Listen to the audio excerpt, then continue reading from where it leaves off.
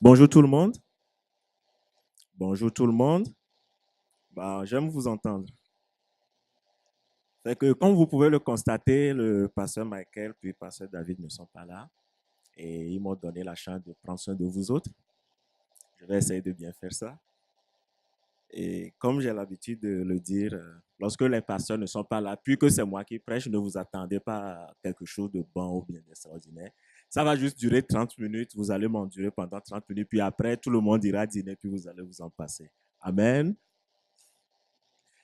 Bon, l'école de dimanche, on va prier pour l'école de dimanche et la dîmer les enfants. Je vais justement inviter Benoît puis Geneviève pour la dîmer les enfants et prier également pour l'école de dimanche. Benoît, tu veux prier s'il te plaît?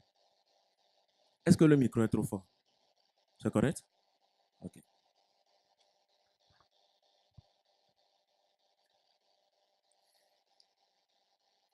Notre Père, on veut se courber devant toi, on veut remettre ce temps d'étude de la parole, Seigneur, que ce soit nous les grands ou avec les enfants, Seigneur, on a tous besoin d'apprendre de ta parole.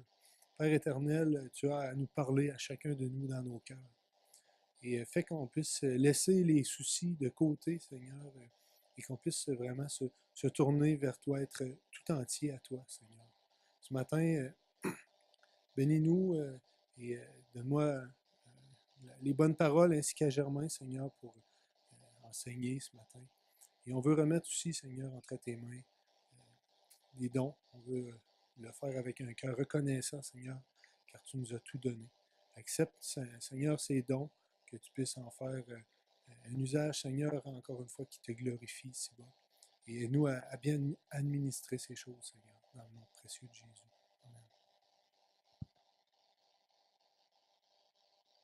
Une fois encore, merci à Ulrich et Ghislaine.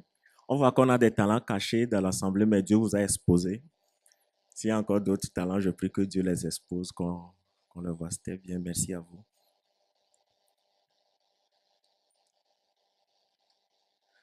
Est-ce qu'on peut se lever pour prier?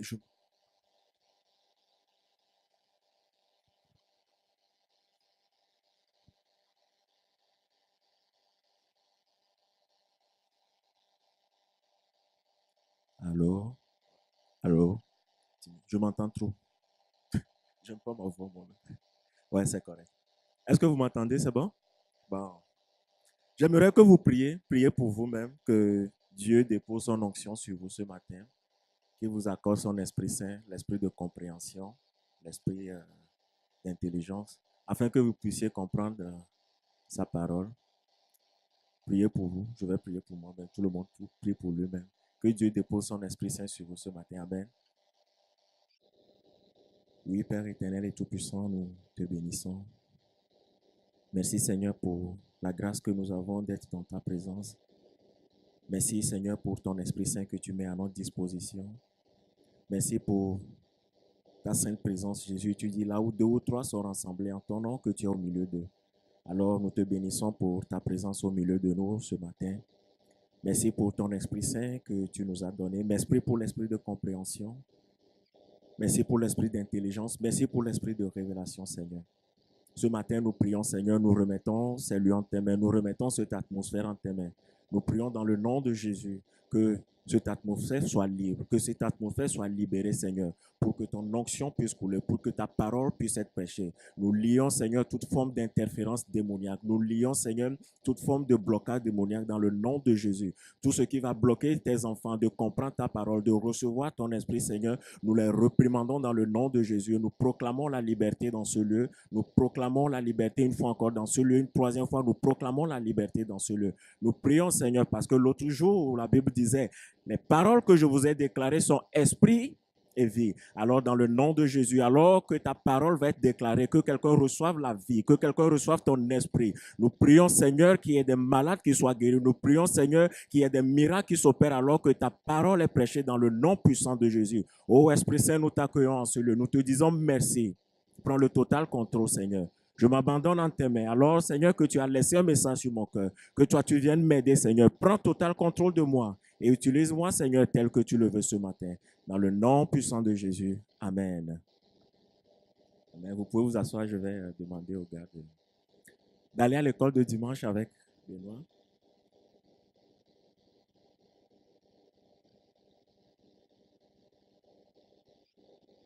Une fois encore, merci pour tous vos soutiens. Lorsque je prêche, souvent, j'ai de bons retours des gens qui me corrigent sur des affaires dans l'amour, des gens qui me disent plein d'affaires pour m'améliorer. Je ne prends pas ça à la légère, c'est une très belle opportunité, puis un privilège pour moi. Puis je bénis la vie de nos pasteurs aussi pour ce privilège de porter la parole.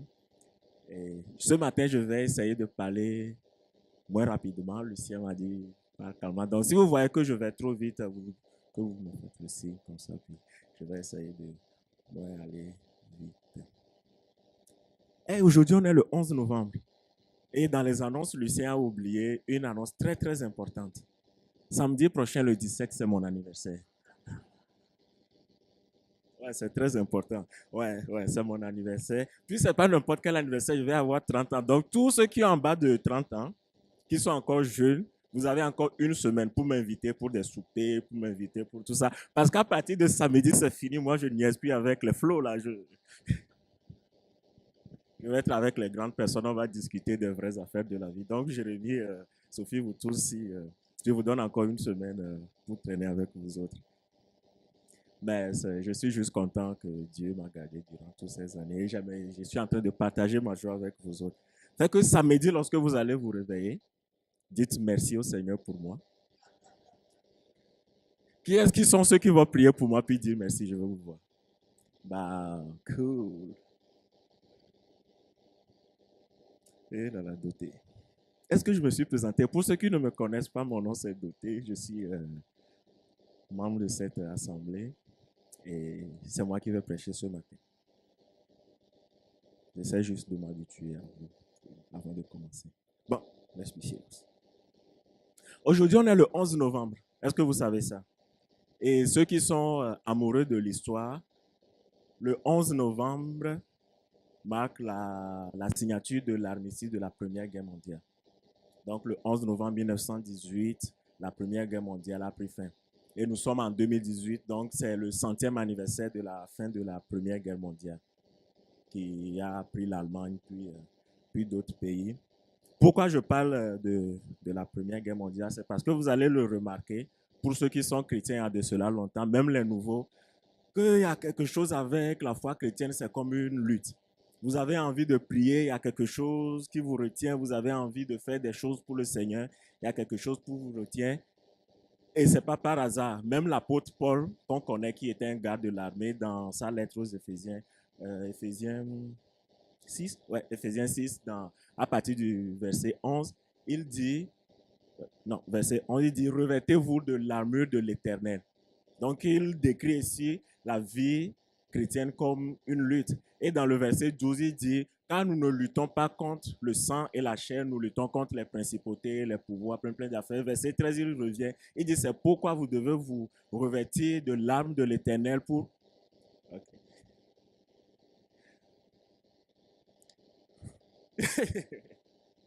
Verset 13, il dit, c'est pourquoi vous devez vous revêtir de l'arme de l'Éternel. De l'arme de l'Éternel pour résister aux mauvais jours. Donc, même l'apôtre Paul reconnaît que la vie chrétienne, c'est comme une lutte. Et je me suis arrangé aujourd'hui pour ça, pour vous envoyer dans un test de la vie d'un soldat qu'on connaît. Et ce matin, nous serons dans Josué 1, à partir du verset 1 à 9. Jérémie, est-ce que tu veux être mon lecteur, s'il te plaît? Tu peux venir prendre le...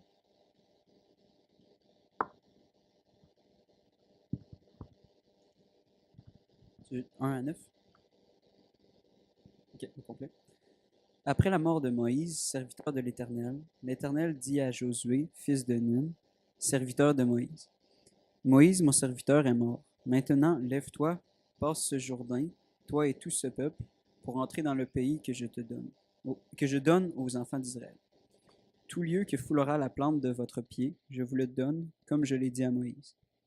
Vous aurez pour territoire depuis le désert et le Liban, jusqu'au grand fleuve, le fleuve de l'Euphrate, tout le pays des Hétiens, et jusqu'à la grande mer vers le soleil couchant. Nul ne tiendra devant toi tant que tu vivras. Je serai avec toi comme j'ai été avec Moïse. Je ne te délaisserai point et je ne t'abandonnerai point. Fortifie-toi et prends courage, car c'est toi qui mettras ce peuple en possession du pays que j'ai juré à leur père de leur donner. Fortifie-toi seulement et aie bon courage, en agissant fidèlement selon toute la loi que Moïse, mon serviteur, t'a prescrite. Ne t'en détourne ni à droite ni à gauche, afin de réussir dans tout ce que tu entreprendras. Que ce livre de la loi ne s'éloigne point de ta bouche. Médite-le jour et nuit, pour agir fidèlement selon tout ce qui est écrit. Car c'est alors que tu auras du succès dans tes entreprises, c'est alors que tu réussiras. Ne t'ai-je pas donné cet ordre? Fortifie-toi et prends courage. Ne t'effraie point et ne t'épouvante point. Car l'Éternel ton Dieu est avec toi dans tout ce que tu entreprendras. Amen. Donc ici, nous sommes dans le premier chapitre de Josué.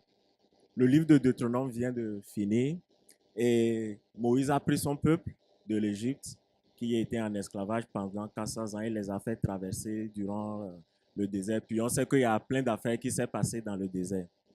Et Moïse était maintenant décédé. Et c'est Josué maintenant qui prend le bâton de conduire le peuple. Et j'imagine un peu le stress que Josué doit vivre. Il était serviteur de Moïse, il marchait avec Moïse.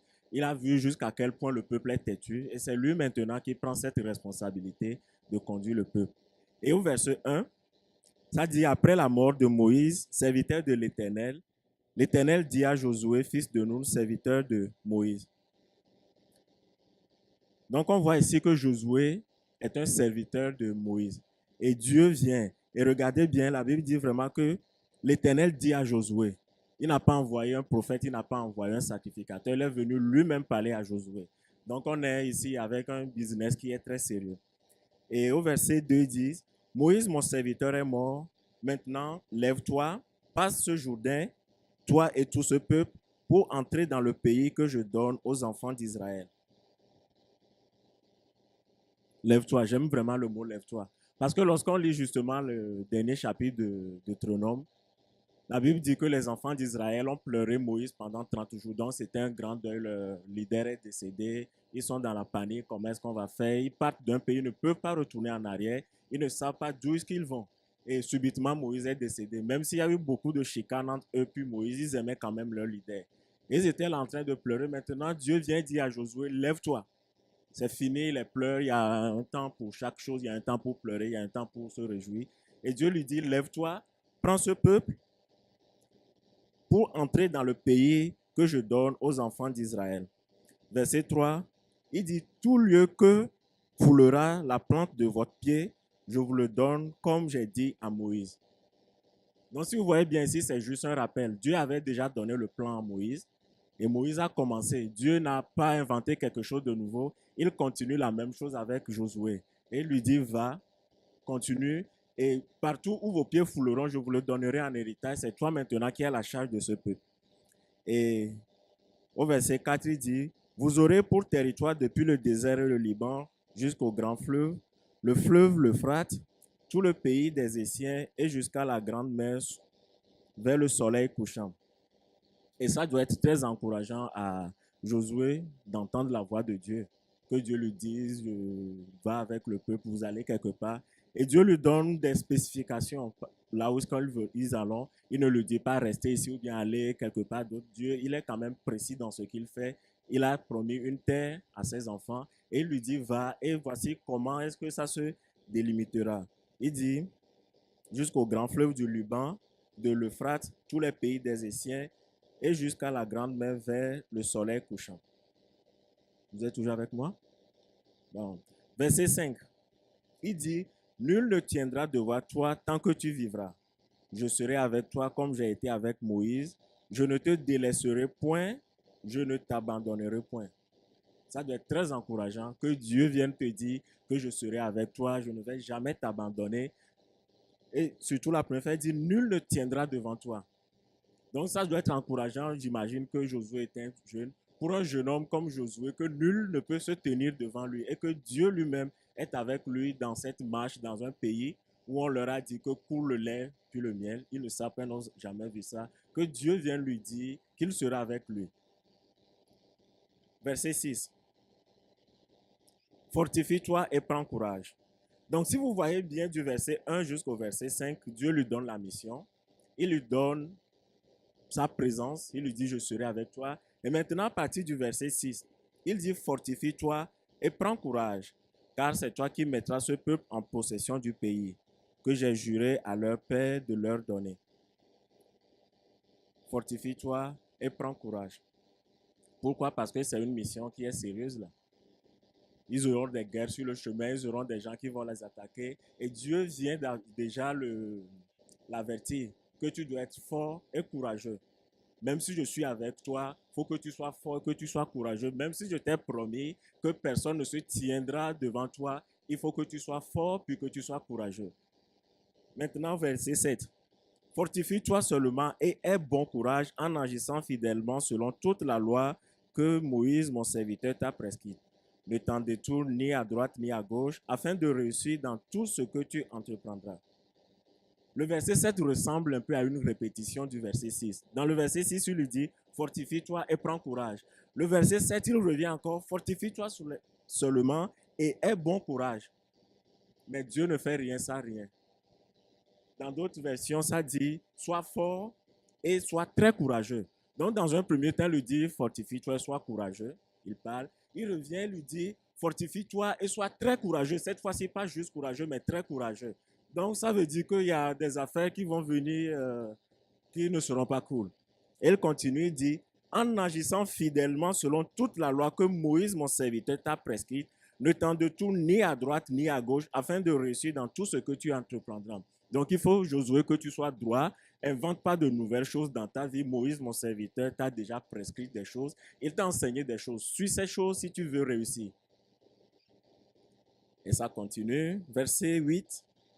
Que ce livre de la loi ne s'éloigne point de ta bouche. Médite-le jour et nuit pour agir fidèlement selon tout ce qui est écrit, car c'est alors que tu auras du succès dans tes entreprises. C'est alors que tu réussiras. Donc il lui dit, je serai avec toi, tu vas réussir. Partout tes pieds fouleront, je vous les donnerai. Nul ne se tiendra devant toi.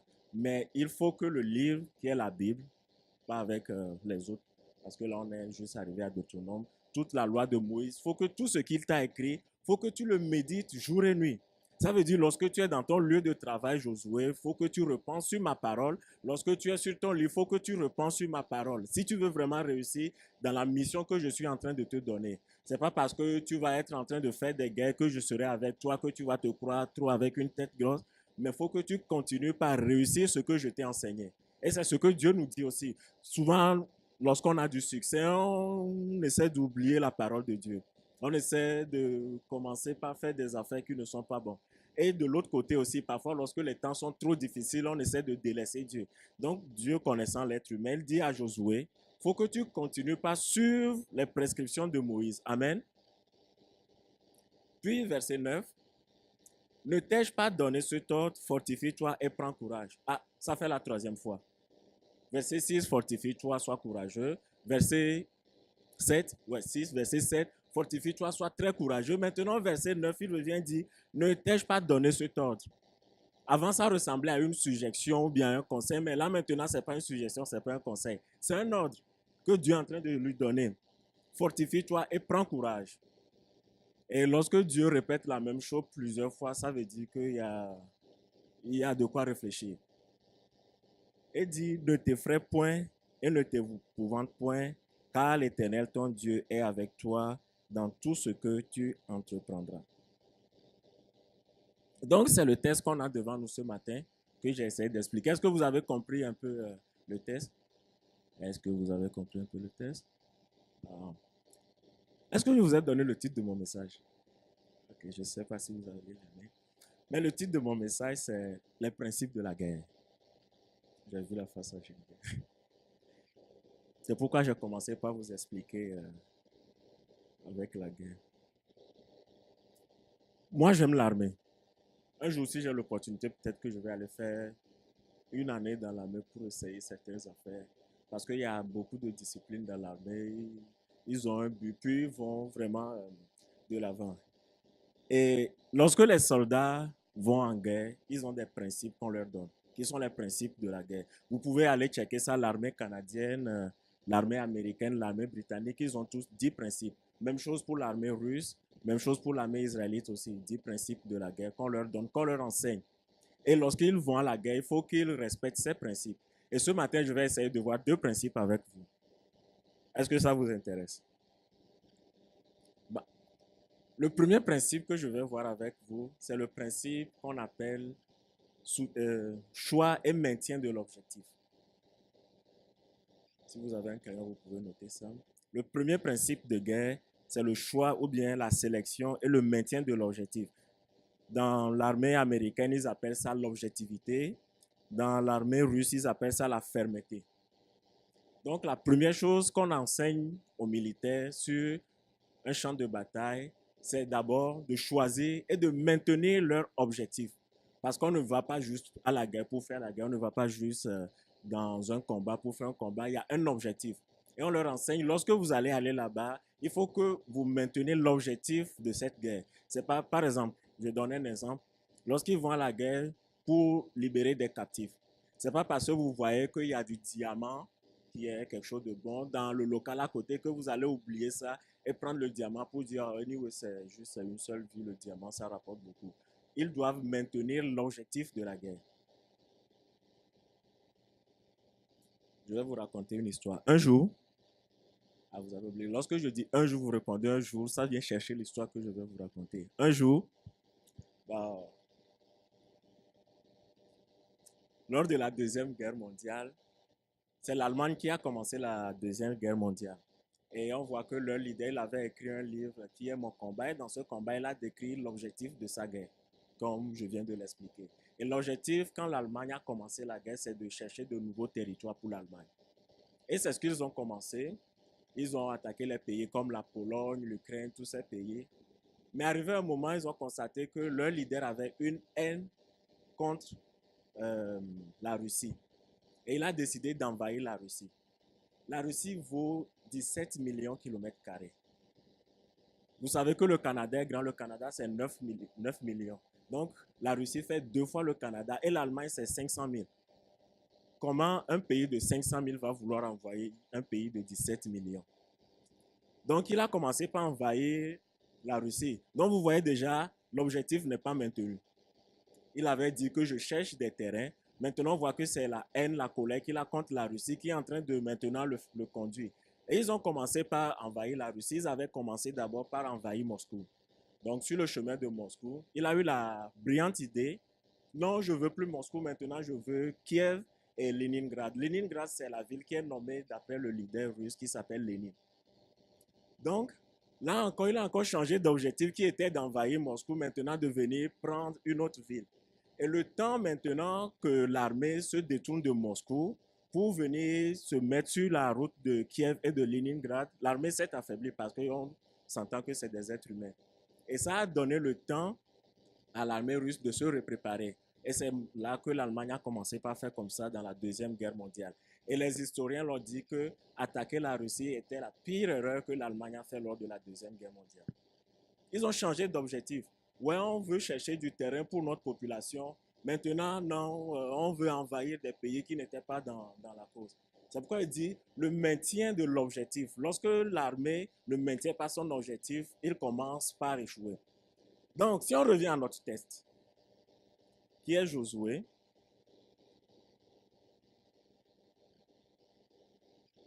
à partir du verset 1 jusqu'au verset 4, je vais le relire. Mon serviteur Moïse est mort, maintenant lève-toi, passe ce Jourdain, toi et tout ce peuple, pour entrer dans le pays que je donne aux enfants d'Israël, tout lieu que fleura.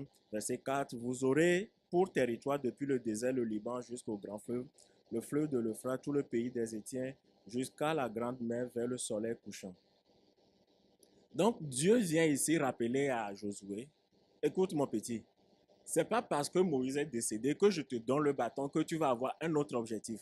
L'objectif est le même, c'est d'accompagner mon peuple sur la terre promise. Donc Dieu n'a pas changé d'objectif et il vient dire ça à Josué ici. que l'objectif n'a pas changé, c'est toujours le même plan. Je n'ai pas un autre plan parce que c'était Moïse, voici le plan, et maintenant c'est toi, voici un autre plan. Est-ce que vous comprenez un peu? Et il le met vraiment en garde. Et il lui dit par où aller.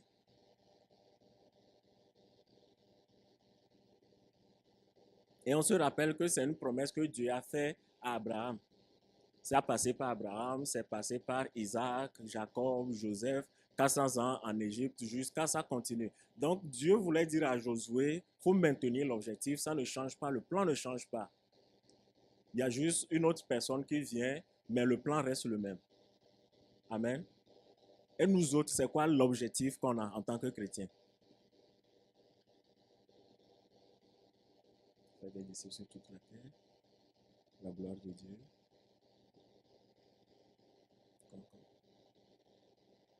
Ça veut dire que, oui, faire des nations des disciples. Et Jésus le dit, il dit, allez au travers du monde entier et prêchez la bonne nouvelle. Ceux qui seront baptisés, là je suis en train de paraphraser, ça c'est dans Marc 16. Sophie, tu peux me montrer ça s'il te plaît? Il dit, puis leur dit, allez par tout le monde et prêchez la bonne nouvelle à toute la création. Celui qui croira et sera baptisé sera sauvé, mais celui qui ne croira pas sera condamné. Voici les miracles qui accompagneront ceux qui ont cru. En mon nom, ils chasseront les démons, ils parleront de nouvelles langues, ils saisiront des serpents. S'ils boivent quelques breuvages mortels, il ne leur fera point de mal. Ils imposeront les mains aux malades et les malades seront guéris. Donc, notre maître nous a donné un plan de marche pour cette guerre, c'est d'aller dans toutes les nations et de faire des disciples, comme vous le dites, en d'autres termes, de faire la gloire de Dieu. La gloire de Dieu, c'est qu'on soit tous sauvés.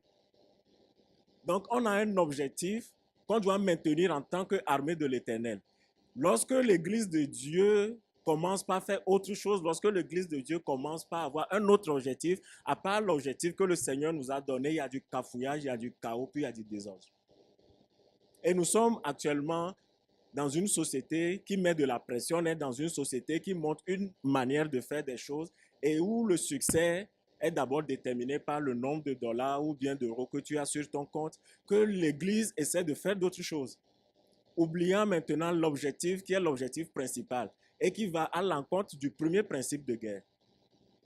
Notre objectif, c'est de faire des disciples. Notre objectif, c'est de gagner des âmes pour le Seigneur. Et la Bible le dit dans Jean 3,16. Car Dieu a tant aimé le monde qu'il a envoyé son Fils Jésus-Christ afin que quiconque croit en lui ne périsse point, mais ait la vie éternelle. Jésus-Christ n'est pas venu pour nous rendre riches. Jésus-Christ n'est pas venu pour qu'on ait des maisons à étage. Jésus-Christ n'est pas venu pour qu'on ait une famille, des femmes et des enfants. Tout ça là, c'est bon. C'est des bénédictions de l'éternel, mais ça vient en second plan. La raison pour laquelle Dieu a envoyé son Fils, c'est pour que les gens soient sauvés. Amen.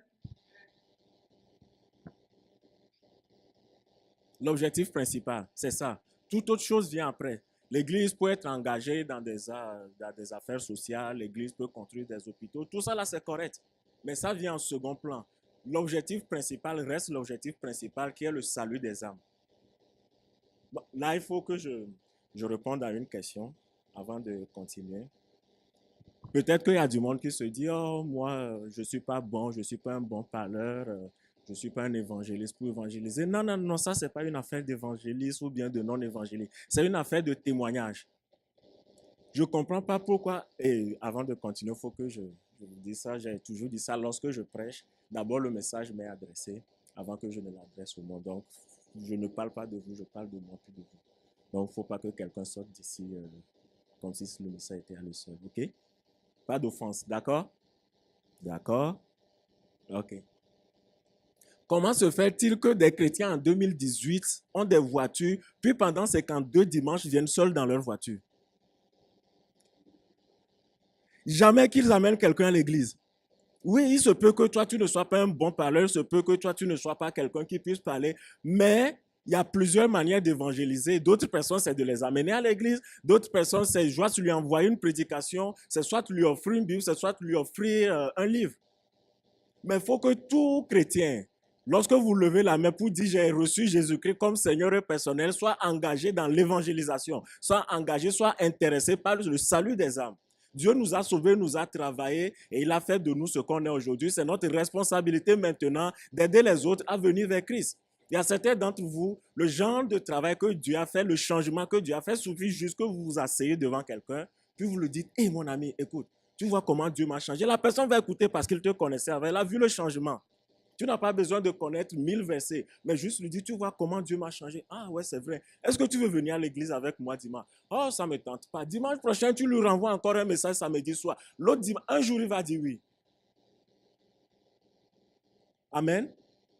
Persévérance. Maintien de l'objectif. Pas d'autre chose, pas aller prêcher un autre évangile parfois qu'on prêche.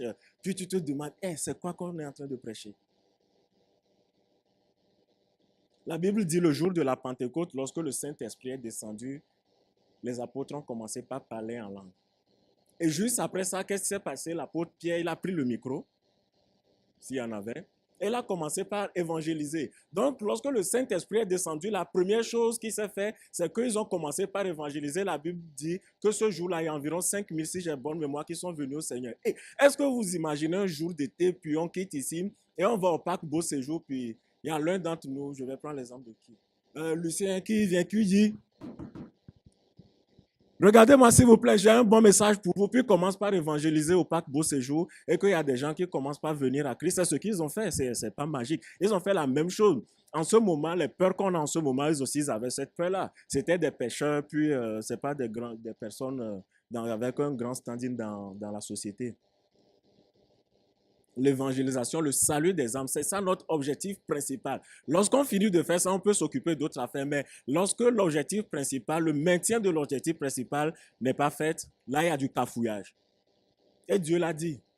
Il a dit à Josué, change pas le plan. Le plan était là avec Abraham. C'est une promesse que j'ai faite à mon serviteur Abraham. Et il y a d'autres personnes qui sont passées avant toi. Toi qui es né hier, il ne faut pas venir changer ça. Je te donne le bâton, je te donne ce privilège, mais tu continues la même chose. Amen. Bon, point numéro 2. Je vous ai dit, c'est un message très court. Est-ce que vous êtes intéressé à connaître le second principe de guerre? Qui sont ceux qui sont intéressés? Mais on les Guy. Bon. Le second principe de guerre, s'il y a des gens qui sont intéressés, je peux vous envoyer des liens Internet. Après, vous pouvez aller lire ça. Il y a plusieurs principes. Mais je vais juste m'attarder sur ces deux ce matin. C'est le maintien du moral. C'est le principe numéro 2 qu'on leur enseigne à la guerre. Donc, principe numéro 1, maintenir l'objectif. Principe numéro 2, maintenir le moral. Je vais vous raconter une histoire. Un jour, bon, un jour là, maintenant, on est en 1993, au Rwanda. J'espère que lorsque je mentionne le nom de Rwanda, ça tourne vers le génocide de Rwanda. Et c'est ça que je vais vous raconter. Il y a deux peuples majoritaires au Rwanda. Il y a les Hutus puis les Tutsis. Et lors de la colonisation, le Rwanda a d'abord été colonisé par l'Allemagne. Et lorsque les Allemands sont venus, ils ont comme privilégié les Tutsis, c'était les plus riches, mais c'était le peuple minoritaire, environ 10% de la population. Et les Hutus, c'était le plus grand peuple. Donc, au fil des années, les Tutsis étaient comme au-dessus des Hutus. Et après la Première Guerre mondiale, l'Allemagne a perdu toutes ses colonies et le Rwanda est tombé sous tutelle de la Belgique. Et les Belges, lorsqu'ils sont venus, n'ont pas fait meilleur que les Allemands. Ils ont continué dans cette même direction. Donc, il y avait des affaires qui marchaient entre les Tutsis et les Hutus parce qu'eux, ils étaient majoritaires, mais ils voyaient qu'il y a un peuple minoritaire qui essayait de les opprimer. Donc, il y avait de quoi qui ne marchait pas entre eux. Et arrivé un moment, il y avait un président de la République qui était un Hutu. Et il était parti en un voyage. Et en revenant, son avion a été bombardé. Ouais, a été bombardé. Donc, le président de la République est décédé. Et les Hutus ont commencé par attaquer les Tutsis, premièrement de façon verbale, pour leur dire que c'est eux qui ont tué le président, qui ont tué le Hutu. Et maintenant, cette chicane qui était là depuis des années, il fallait qu'on le règle. Mais ils attendaient juste une opportunité pour commencer ça. Et qu'est-ce qui s'est passé? il y avait des forces présentes au Rwanda en ce moment. Il y avait des forces belges, il y avait des forces françaises et même une délégation de l'ONU. On parle environ de 2500 soldats. Donc les Hutus ne pouvaient pas attaquer directement les Tutsis parce qu'il y avait des soldats plus armés qu'eux. Donc ce qu'ils ont fait, ils ont attaqué la première ministre de ce moment qui était gardée par 10 soldats belges. Et ils sont partis, ils ont tué les 10 soldats belges et la première ministre et les ont gardés dans un hôpital. Et lorsque la nouvelle s'est répandue dans les journaux, dans le monde entier, les Belges se sont dit non, non, non, non, non, non, non, non, non. C'est quoi l'intérêt de rester ici et de mourir pour des Africains qui ont décidé de se tuer? Donc, ce qui s'est passé, c'est que tous les pays, la Belgique, la France, ils ont commencé par rapatrier leurs soldats qui étaient au Rwanda en ce moment. Et la délégation de l'ONU est passée de 2700 à 250 soldats. Et là, maintenant, ils ont l'opportunité, il n'y a plus de soldats, il n'y a plus aucune barrière. Ils ont commencé par tuer les Tutsis. Et en 3 mois, il y a eu 800 000 personnes qui sont décédées à coups de machette. Yeah. Mais vous voyez la stratégie qu'ils ont utilisée. Ils savaient qu'ils ne pouvaient pas les attaquer comme ça. Il y avait des soldats qui avaient des armes avec un coupe-coupe, ça ne marche pas. Mais ils ont tué juste 10 soldats belges. Et ils ont montré ça dans les news. Qu'est-ce qu'ils ont fait? Ils ont attaqué le moral. C'est pourquoi je vous dis que le second principe, ce qu'on enseigne aux soldats, c'est le maintien du moral. Ils ont juste tué 10, ils savent qu'avec 10, ça ne va pas marcher. Et il y avait de cela un an, il y avait la même chose qui s'est passée en Somalie où des soldats américains étaient décédés. Donc, quand ils ont attaqué le moral de l'équipe adverse, ils savent que maintenant, ils ont le OK pour aller. Et on enseigne ça aux soldats dans une zone de guerre. Maintenez le moral. Parce que l'équipe adverse va toujours essayer de vous frapper dans le moral. Et dès qu'il vous frappe le moral, il n'y a plus de zèle, il n'y a plus d'enthousiasme. Puis ça marche. C'est pourquoi dans les guerres, ils essaient toujours d'attaquer le général. Quand ils tuent le général, le chef qui est en commande, là, ils peuvent facilement gagner la guerre. Et on enseigne aux soldats, lorsque vous allez dans une guerre et que vous faites la guerre, quoi qu'il arrive, il faut que vous maintenez votre moral. Amen. On va voir dans Josué comment Dieu lui dit de maintenir le moral. Donc, si on part du verset 5, je pense, ou bien 6.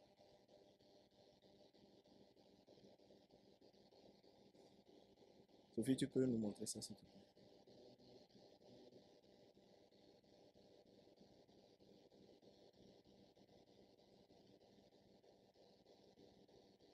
Donc, à partir du verset 6. Et Dieu lui a dit, nul ne se tiendra contre toi, je serai avec toi, partout où tu fouleras tes pieds, tu les auras. Mais verset 6, il dit, fortifie-toi et prends courage. Il faut que tu maintiennes ton moral parce que ce dans quoi je t'envoie là, mon ami, ce n'est pas facile. Mais il faut que tu sois fort, puis que tu sois courageux. Puis il revient, verset 7, fortifie-toi et sois très courageux. Pardon.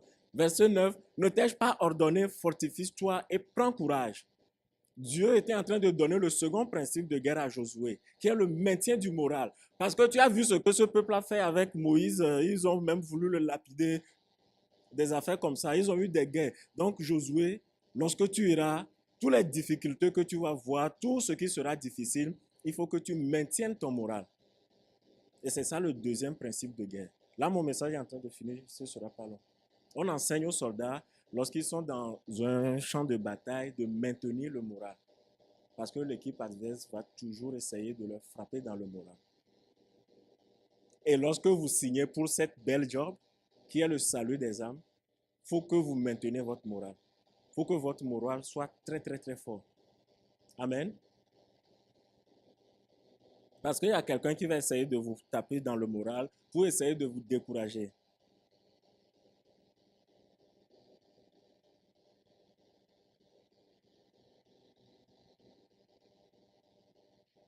Un jour,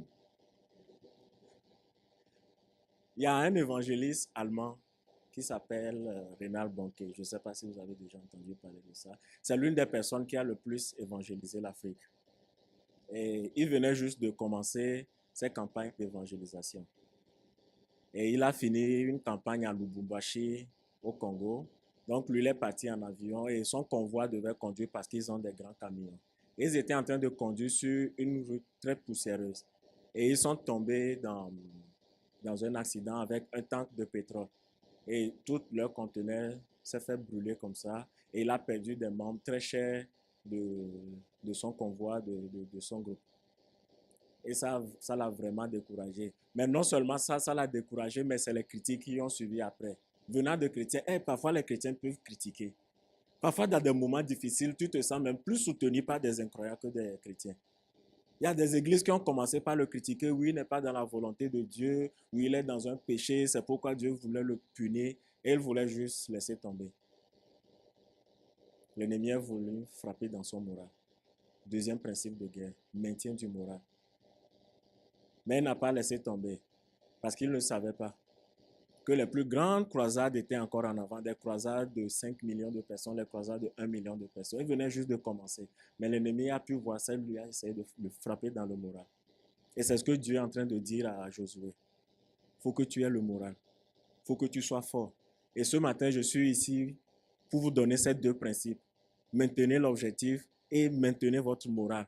Parce qu'il y a quelqu'un qui essaiera de venir vous taper dans le moral. Mais Dieu dit, sois fort, sois courageux, sois fort, sois très courageux. Je t'ordonne d'être fort et d'être courageux parce que je serai avec toi. Je sais ce que tu y as en avant de toi, mais toi, tu ne le sais pas, tu es encore jeune. Mais je suis avec toi. Tu verras des choses qui vont te décourager. Mais il faut que tu sois fort, il faut que tu sois courageux. Amen. Vous savez, pour ceux qui me connaissent il y a de cela quelques mois, vous savez que les 2 dernières années n'ont pas été faciles pour moi. Alors que j'étais en train de me remettre du décès de mon père, l'autre nouvelle que j'ai appris, c'est que ma mère était décédée. Et moi, j'étais tout seul, abandonné dans un pays étranger, ne sachant quoi faire. Et j'étais vraiment, vraiment découragé. Découragé de Dieu, de l'Église, fâché contre Dieu, tout ça. Et moi, c'est très difficile de voir la peine dans mon visage. Mon visage est toujours droit. Sauf les gens qui sont proches de moi savent ce que je vis, par exemple, comme le monsieur en veste en arrière. Bon, et c'était vraiment un gros coup dans mon moral. Et non seulement le décès, mais toutes les histoires qui étaient à côté, que je ne vais pas dire dans ce micro. J'étais vraiment, vraiment, vraiment à bas de mon moral. Mais me voici aujourd'hui en train de prêcher. Amen. Maintenez le moral. Et je vais dire ça, mais pour ceux qui sont à l'église ici, il y a quelques mois que vous savez que ça browse. Ça browse. Et moi, je peux vous dire que c'est l'ennemi qui est en train de frapper dans le moral. Je le dis, c'est pas un peut-être, je suis assez sûr de ce que je dis. Mais ça fait partie de la job. Et Dieu m'envoie ce matin vous dire, maintenez le moral. Peut-être ce n'est pas à votre goût, peut-être ça ne va pas comme vous voulez, mais maintenez le moral. Ça fait partie de la job. Les soldats, ils ont ça à chaque jour lorsqu'ils vont en guerre, mais ils ne voient pas ça. Ils ne voient pas comment l'ennemi leur frappe dans le moral. On continue, on a un objectif, on va jusqu'à bout de l'objectif, on prend ce trophée, puis on revient à la maison. Amen. Et c'est ce que Dieu m'a laissé sur mon cœur pour vous ce matin. Maintenez l'objectif qui est le salut des âmes. Mais lorsque vous signez pour cette job que Jésus a décrit dans Luc 4, l'onction de l'Éternel est sur moi. Il dit non, l'Esprit de l'Éternel est sur moi, car il m'a oint pour prêcher la bonne nouvelle aux pauvres. C'est quelque part là-bas. Ouais, il dit l'Esprit du Seigneur est sur moi parce qu'il m'a oint pour annoncer une bonne nouvelle aux pauvres. Il m'a envoyé pour guérir ceux qui ont le cœur brisé, verset 19, pour proclamer aux captifs la délivrance et aux aveugles le recouvrement de la vue, pour renvoyer libres les opprimés, pour publier une année de grâce du Seigneur. Lorsque vous signez pour cette belle job-là, parce que c'est une très belle job, de donner la vue aux aveugles, de libérer les captifs, de proclamer une année de grâce de le Seigneur. Lorsque vous signez pour cette belle job-là, il y a quelqu'un qui essaiera de vous taper dans le moral, mais Dieu vous dit, maintenez le moral, amen. Levez-vous.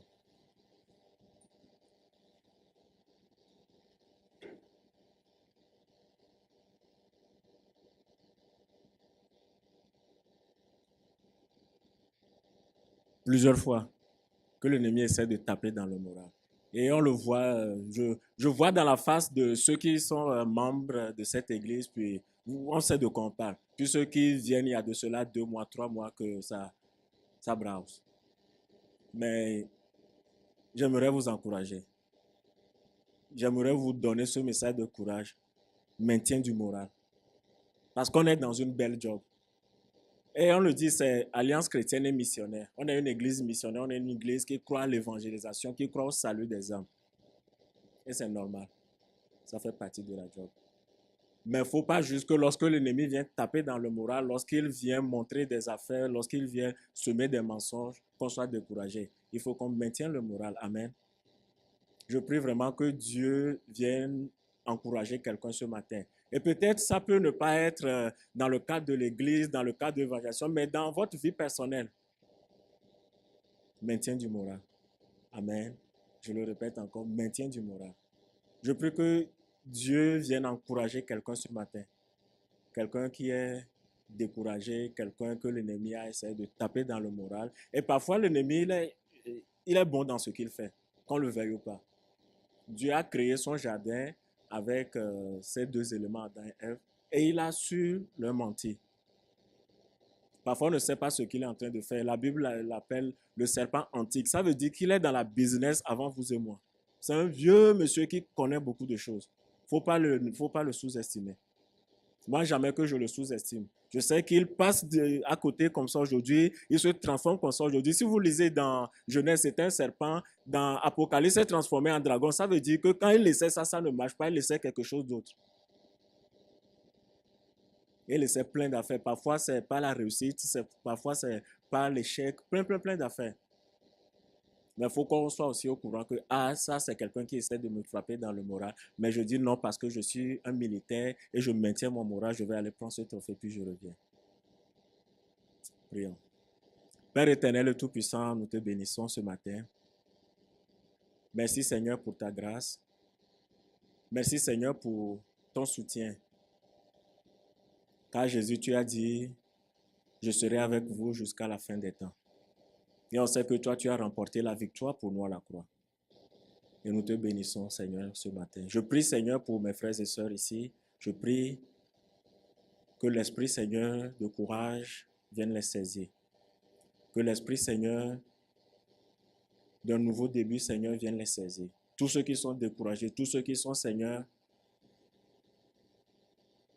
atteints, Seigneur, par des événements.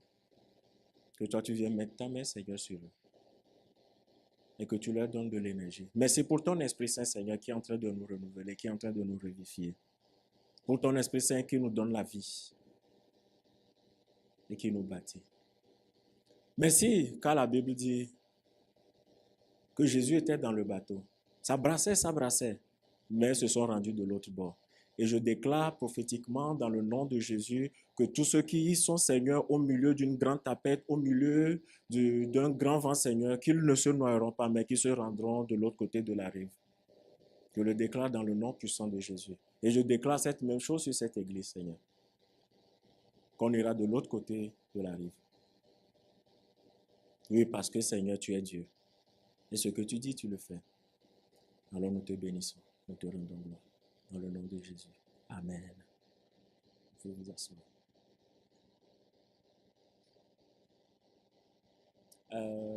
Lucien, tu me disais quelque chose au début.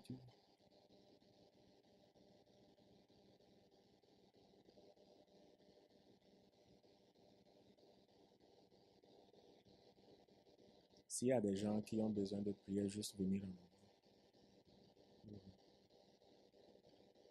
Vous voulez comprendre?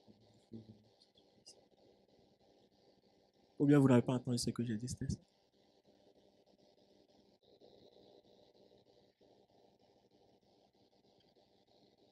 Amen. Merci Charles, merci Lucien. Fait que je vous souhaite un bon dimanche, une bonne semaine.